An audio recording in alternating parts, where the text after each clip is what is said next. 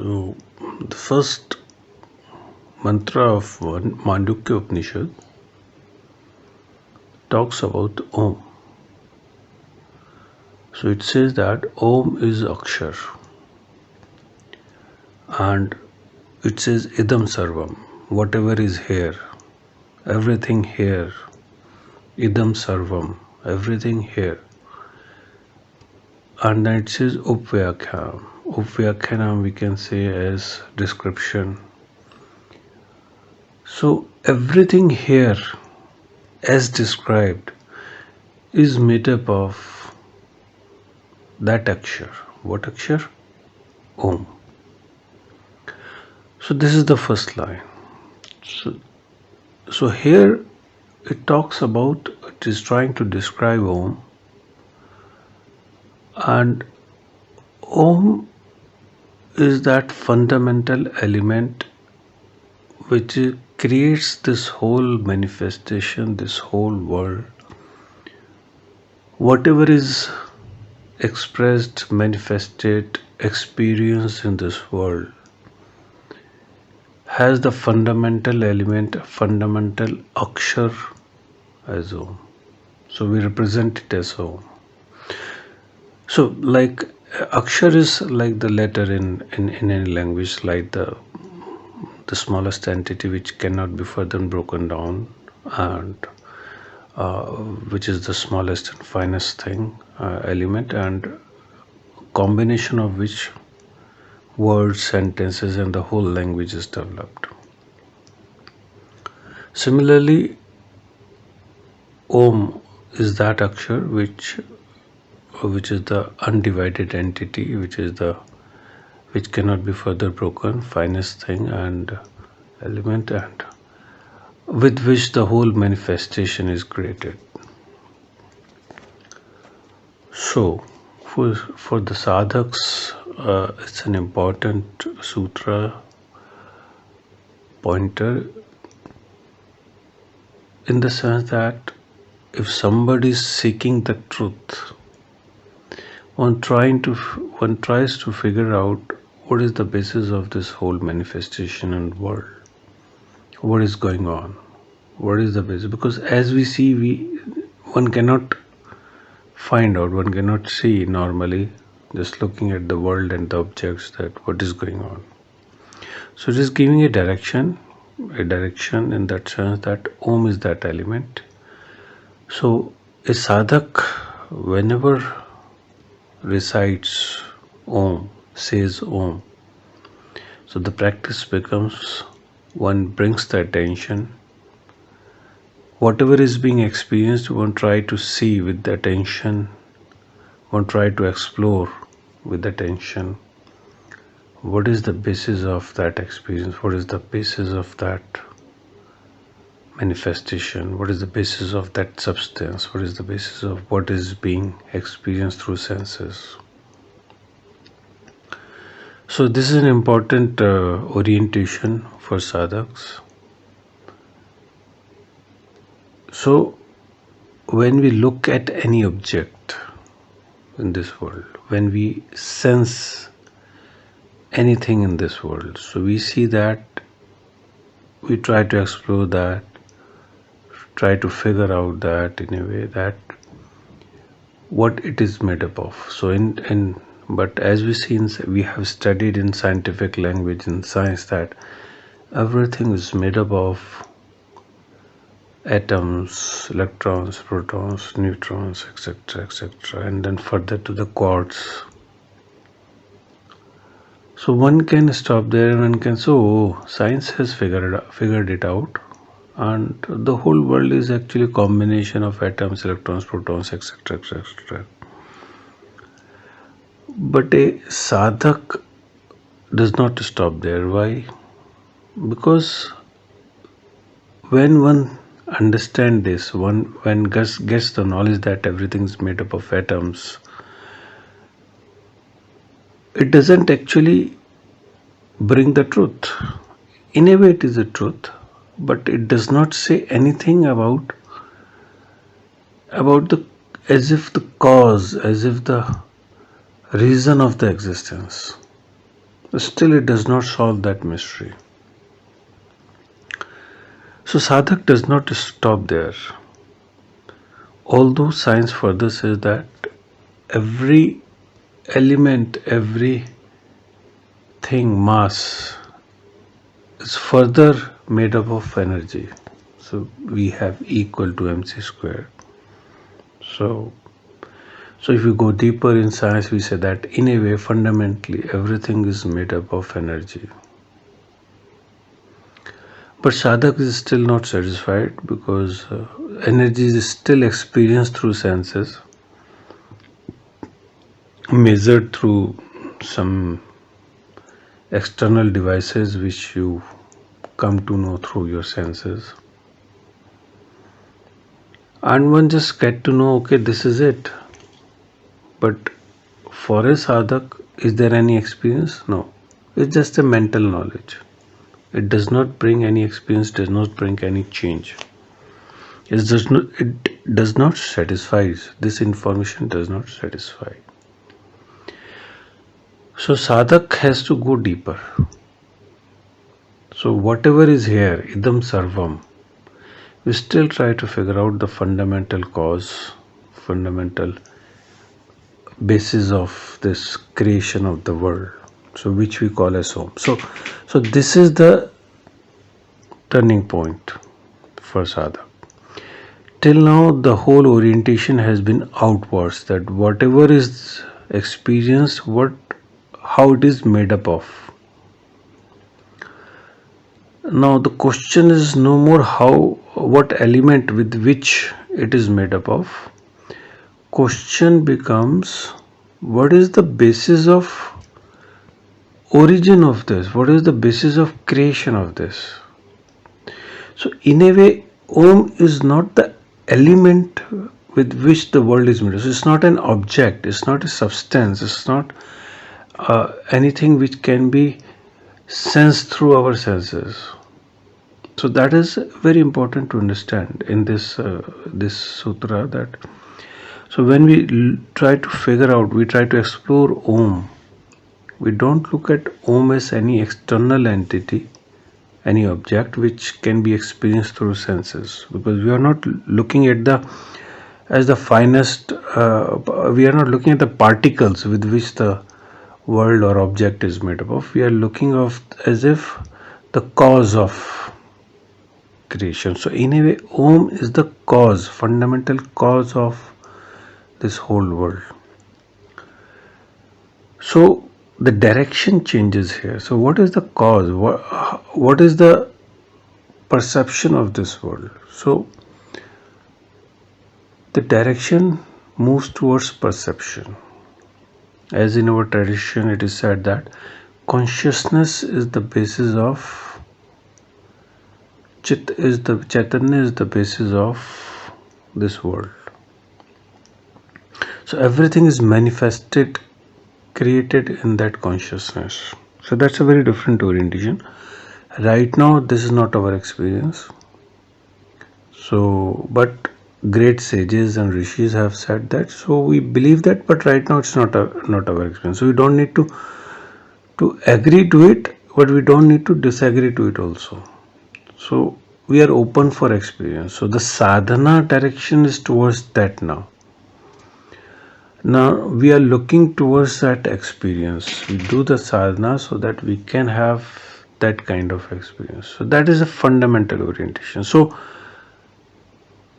the next thing that comes is when I try to understand this whole manifestation, I see that everything is, whatever is manifested is experienced through senses.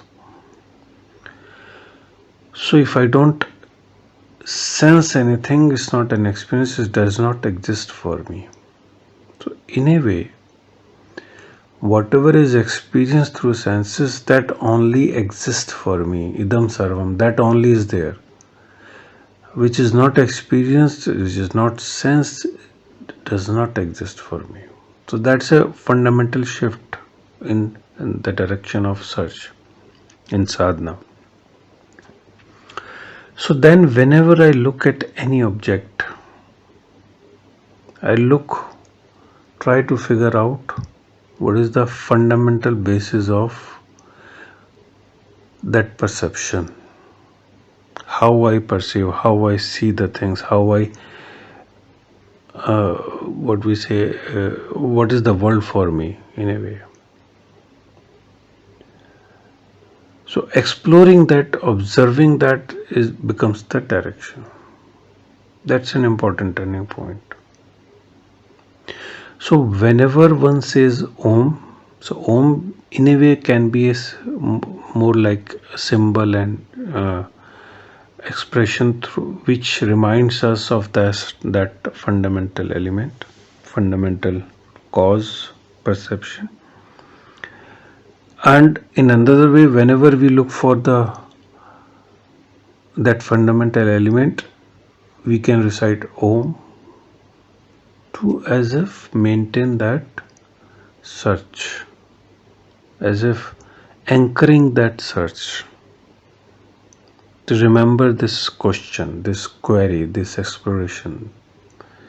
So this becomes little way of doing sadhana with Om. So this is still this one level, that is whatever exists here, whatever is perceived through senses, so we call it idam sarvam. So whatever is in experience in this three-dimensional world, so the first line talks about that. Then the second line in the same mantra sutra talks about past, present and future. So it says past is Om, present is Om, future is Om. So past is also made up of the same Om, is the same Om, same akshar. Present is also the same Om. Om is the fundamental cause of this same this present, and Om is the fundamental cause of future. So future is made up of Om. So now the sutra goes to the next level, to the next dimension. So till now three-dimensional world, space, whatever is perceived in space, that is Om. Then whatever is perceived in time, past, present and future, is Om. So that becomes the fourth dimension in a way. So then one try to see what is my perception about the past. What is past? When one try to explore what is past is a memory in a way. Past is the perception.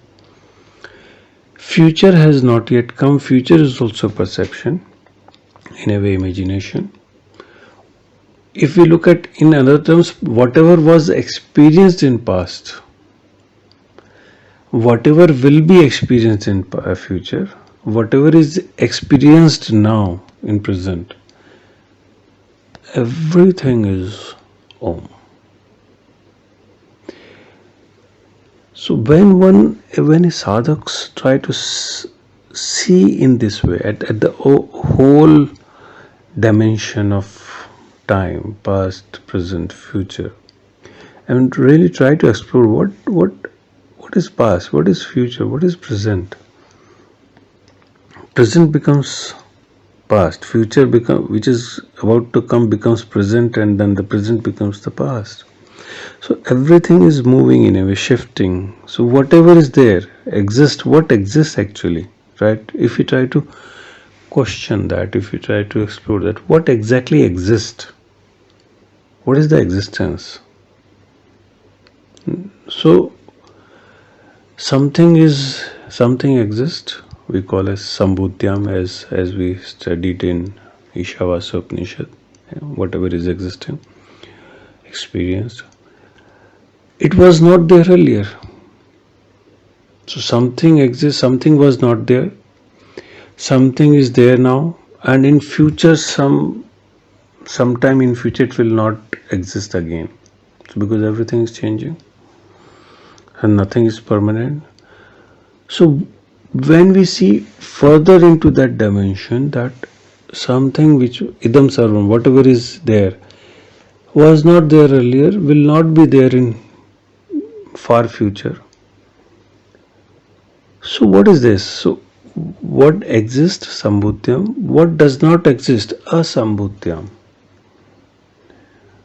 When one perceives and sees whatever is going on, what is happening here, one try to explore that. Then one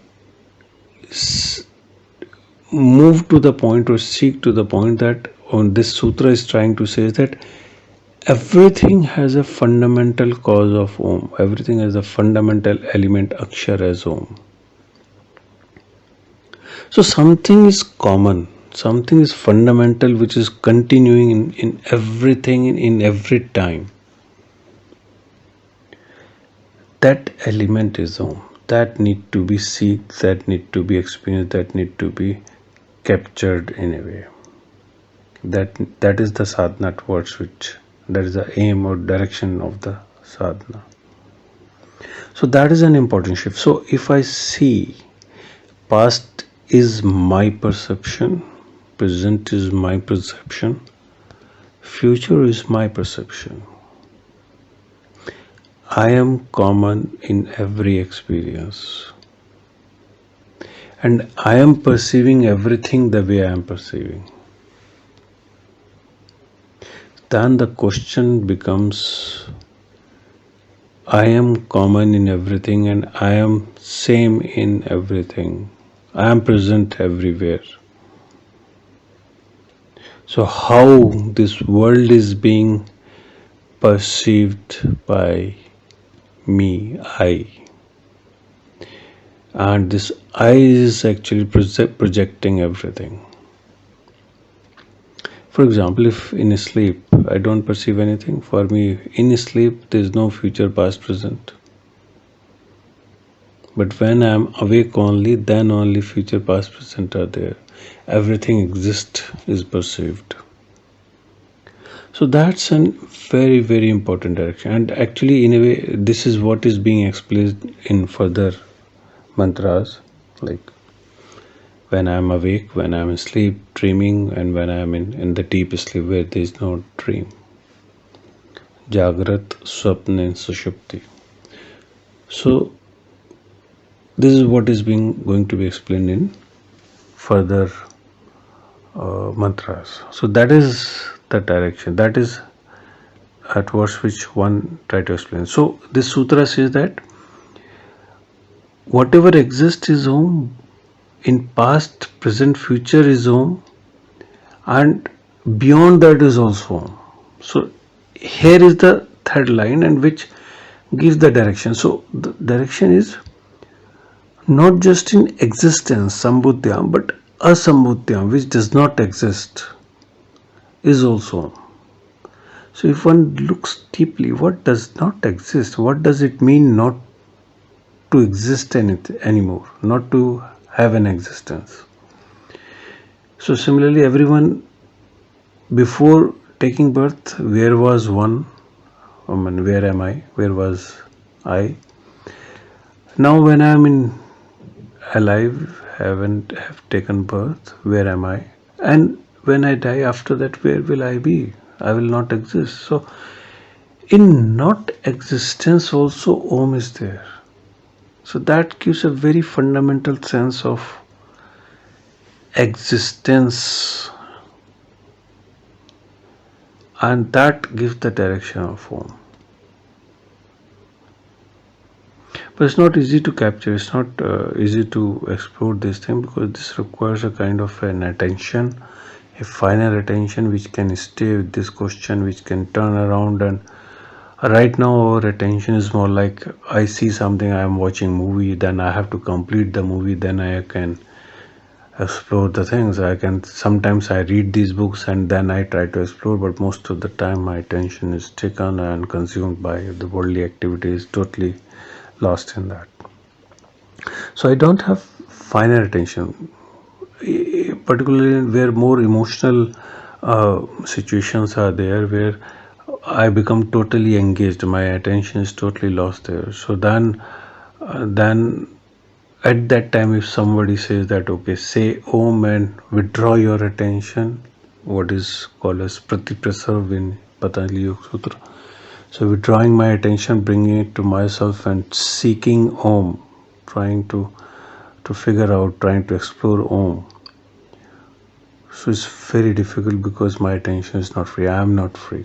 That becomes then Tyag, giving up, letting go is very, very important. In the Ishavasa Upanishad, in the first slok, along with it says that God is everywhere, Isha is everywhere. Then it also says that simultaneously one need to give up, let go of whatever exists, whatever one holds on to. So whatever of this world one lets go of. So that is important. Similarly, unless one let go of whatever one is engaged in, attention is not free enough to engage, to go deeper, to figure out, to explore the Om, fundamental cause of Om. So it requires a kind of a finer attention, which again develops with sadhana, more and more sadhana, and one goes do the sadhana. Like we are also explored about Agni. Agni as a symbol, that active element, that fire element within oneself as a sadhak, sadhana element, we can say, fire element, which one need to develop. That also comes through sadhana. So the sadhana practices can be at different level. First level could be, first of all, to have that fire of seeking.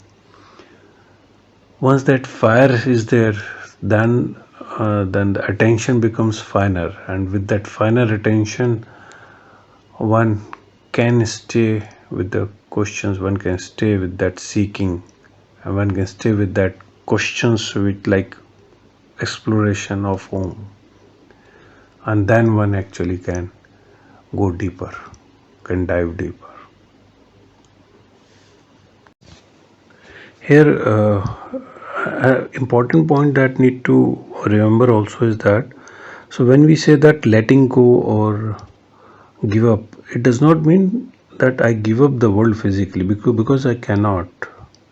Wherever I go, even if I go to Himalayas, world is still there. Physical elements, three-dimensional and past, present, future still exist. So even if I go anywhere in the world still exists. So it's not giving up in the sense that I become, I just leave the place, I just give up the objects. No, it's not what it means, because that again then the direction is towards outside world only, or towards the objects which are perceived through senses. No. So when we say give up, when we say let go, so the direction is that my attention, the attention in me becomes so finer, is so subtle, is so light, that it is not bounded by anything that is perceived as world. Bounded in the sense is not taken, consumed by the world. So it is free enough to return back, Pratiprasav, free enough, finer enough to stay with the exploration. So that is an important point to understand. So the focus is towards development of that attention, towards making the attention finer and stronger, rather than on the outside, or what we can say, worldly activities, rather than on giving up any worldly objects, because in any way you cannot give anything.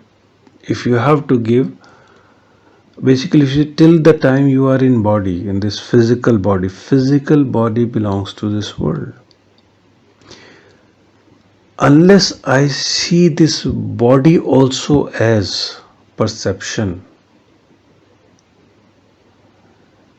till the time I see that I am, or whatever this body physical body, physical element, physical world and the objects, they are just our reflection or in consciousness. Till that time, everything exists for me and I cannot as if give up. Because where to give? Where to live? Give up from where to where? I leave the things, I let go from where to where? No, I cannot actually give up the world in a way, physical world, because still my senses are active and I'm perceiving. So one need to see the direction. The direction is not on the objects or on not the whatever is being sensed. The direction is towards who is sensing, what is perceiving, what is the element which perceives, and that need to be freer, that need to be finer. That when becomes free, then it can go deeper into seeing the tattva, the element, the fundamental element, Om, that it can experience, that it can as if have the what we call as sakshatkar of that element, witnessing of that element in a way we can say. So this is an important point to understand. Is sadhak, this becomes a turning point, important turning point. The sadhak is no more focused on external physical worldly elements or objects or manifestations. Doing anything with the worldly manifestations is not the thing. Does not bring about any shift. It does not bring any change. What brings about change is shift in oneself, shift in attention, shift in dhyan, what we call as, or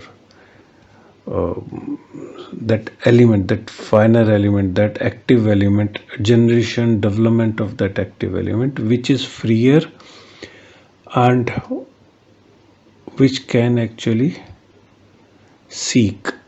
So that's why the fire becomes important, Agni. So generation of that active element, that Agni, and then further refinement of the attention, that active element, becomes the direction of sadhana rather than doing anything on the physical world, manifested world.